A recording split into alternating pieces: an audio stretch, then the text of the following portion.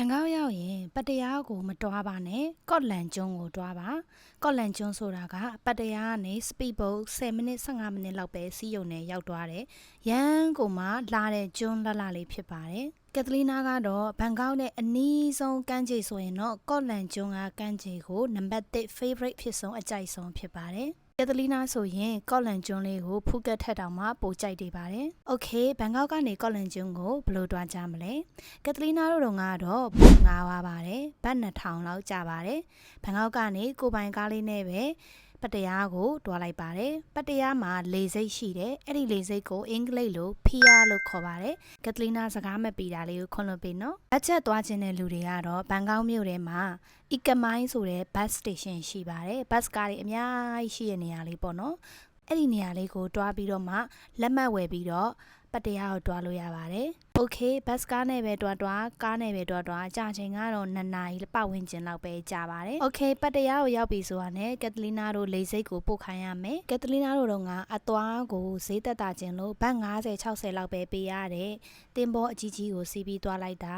စုစုပေါင်း45မိနစ်လောက်ကြာသွားပါတယ်။ပုံလလလေးတွေလည်းရိုက်ချင်တယ်ဆိုရင်တော့အဲ့လိုဖြည်းဖြည်းလေးတွားတဲ့တင်ဘောလေးနဲ့တွားမယ်ဆိုရင်45မိနစ်တော့ကြာမယ်။ဓာတ်ပုံလလလေးတွေတော့ရိုက်လို့ရမယ်ပေါ့နော်။ခေါင်းလေးတော့နည်းနည်းမူပါမယ်။လိုင်းကမူလို့ပါတရုတ်လိုပြောလိုက်တာခေါင်းမဆိုင်မှာလူတိုင်းကမပေးလို့ထင်တာဒါလေးကစားနေရတယ်ပါလေဟိုဘက်တော့ပူကဖေး and restaurant ဆိုတာလည်းတကြည့်အောင်ပူကိုင်းဆွဲဆိုင်လေးမှာထိုင်းဖူးလေးစားမယ်ဒီဟာစားမှာ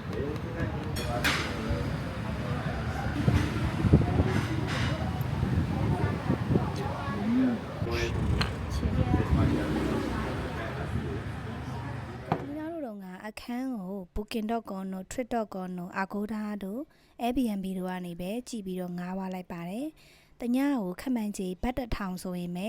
လူနေရောက်ကောင်းကောင်းတဲလို့ရပါပြီ။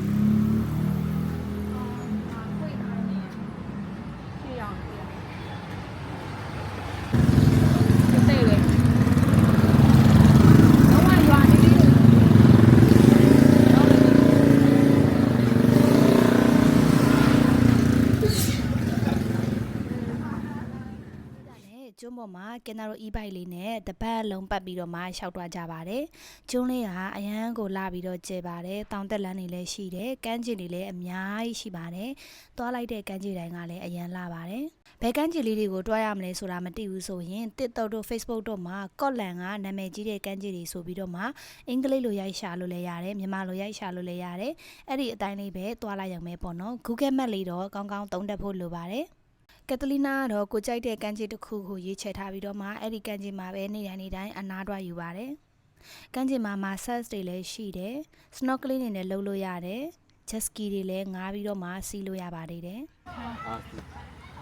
You see come here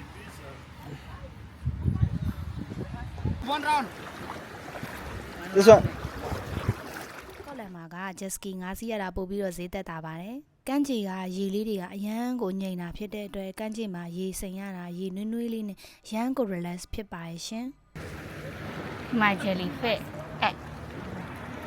အများကြီးပဲဟောအဲ့ jellyfish ဆိုပေမဲ့သူက jellyfish အစ်စ်တော့မဟုတ်ဘူးပေါ့နော်။ကျမနာမည်ပေးထားတဲ့ jelly ကျမနာမည်ပေးထားတဲ့ jellyfish ပေါ့နော်ဒီမှာပါကြည့်မယ်အမလက်မတင်ထားရလေနေ့ပိုင်းကိုဆိုရင်ကော်ဖီတောက်ခောက်ဆွဲစားလို့ရမယ်ကော်ဖီဆိုင်လေးတွေခောက်ဆွဲဆိုင်လေးတွေလည်းအများကြီးရှိတယ်ညပိုင်းမှာဆိုရင်ဂျန်ကယ်ပေါ့နော်တောတဲ့ကဘားလေးတွေမှာတွားထိုင်ခြင်းလည်းရတယ်ဒါမှမဟုတ်ဘူးဆိုရင်လည်းကမ်းခြေနဲ့လုံးဝထိတွေ့နေတဲ့စားတောက်ဆိုင်လေးတွေမှာတွားပြီးတော့မှအနားယူစားတောက်လို့လည်းရပါတယ်ကက်သလီနာတို့ကတော့တညကိုကမ်းခြေဘေးကစားတောက်ဆိုင်လေးမှာကမ်းခြေရဲ့လိုင်းတန်လေးတွေနားထောင်ပြီးတော့မှ fire show လေးတွေကြည့်ပြီးတော့မှအစားတောက်လေးတွေမှာစားပြီးတော့အပန်းဖြေခဲ့ပါတယ်နောက်တညကိုကြတော့ကျုံးပေါ်မှာရှိတဲ့တစ်ပင်တွေကြားတဲ့ကဘန်ဂလိုလေးနဲ့အရန်ကိုတိတ်ဆိတ်ငြိမ်သက်တဲ့နေရာလေးမှာ relaxing လုပ်ခဲ့ပါတယ်။ရန်ကိုမှစိတ်ပိုင်းဆိုင်ရာ energy recharge ဖြစ်ပြီးတော့မှ healing ဖြစ်စေတဲ့နေရာလေးဖြစ်ပါတယ်။ကျုံးပေါ်မှာစနေတနင်္ဂနွေကလည်းလို့တခြားရက်တွေဆိုရင်အလွန်ကိုပဲလူနေပါတယ်။ ဒါကြောင့်မို့လို့စူညံတန်နေတိတ်မရှိဘဲနဲ့တက်တောင့်တက်တာနဲ့သွားလို့လာလို့လည်းအရန်ကောင်းပါတယ်လမ်းလေးတွေကလည်းကျယ်ပြီးတော့မှလူတွေကလည်းတော်တော်လေးနေတာဖြစ်တဲ့အတွက် private အရန်ဆန်ပါတယ်ကက်သလီနာတော့တော်တော်လေးကြိုက်နေတတ်မိတဲ့ကျွန်းလေးဖြစ်ပါတယ်ညမိုးချုပ်တဲ့ချိန်ကျရင်ကျွန်းရဲ့အပေါ်ဆုံး view point နေရာကိုတက်သွားပြီးတော့မှကျွန်းကြီးကိုအပေါ်စီးကနေကြည့်ရတဲ့အရာကဘယ်ဟာနဲ့မှလဲလို့မရနိုင်လောက်အောင်လားပါလုံးပါတယ်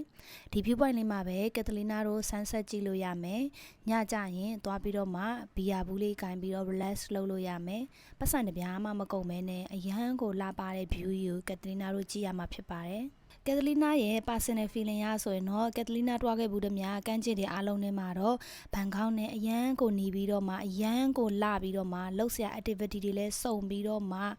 မနက်လားနေ့လယ်လားညလားဘာပဲလှုပ်လို့အရန်အားလုံးကလာပနေတဲ့ဒီကော့လန်ကျွန်းလေးကိုတော့ကက်သလီနာအကြိုက်ဆုံးနံပါတ်1အနေနဲ့ရွေးချယ်ထားပါတယ်။သင်တို့လည်းဘန်ကောက်ရောက်ဖြစ်ရင်ဒီကျွန်းလေးကိုတွားဖြစ်အောင်တွားလဲကြအောင်နော်။ကက်သလီနာကကိုတွားခဲ့တဲ့ခရီးလေးတွေကိုတခြားသူတွေလည်းတွားလို့ရအောင်လို့လမ်းညွှန်ပြီးတော့မှအခုလို blog လေးတွေရိုက်ပေးနေတာဖြစ်ပါတယ်။နောက်ထပ်ဒီလိုမျိုးခီးတွားလမ်းညွှန် blog လေးတွေကိုကြိုက်နေတတ်တယ်ဆိုရင်ကက်သလီနာရဲ့ YouTube channel လေးကို like and subscribe လုပ်ပြီးတော့မှအားပေးကြပါအောင်နော်။တင်ငေါကော့လန်ကျွန်းကိုရောက်ဖူးတယ်ဆိုရင်ဘယ်လိုခံစားခဲ့ရလဲကိုယ့်ရဲ့အကြိုက်ဆုံးကျွန်းဖြစ်ခဲ့လား star ပေးရမယ်ဆိုရင်1 star နဲ့5 star အထိဘယ်လောက်ပေးမလဲ comment မှာတစ်ချက်လောက်မှတ်ပေးရပါအောင်နော် Catalina be my friend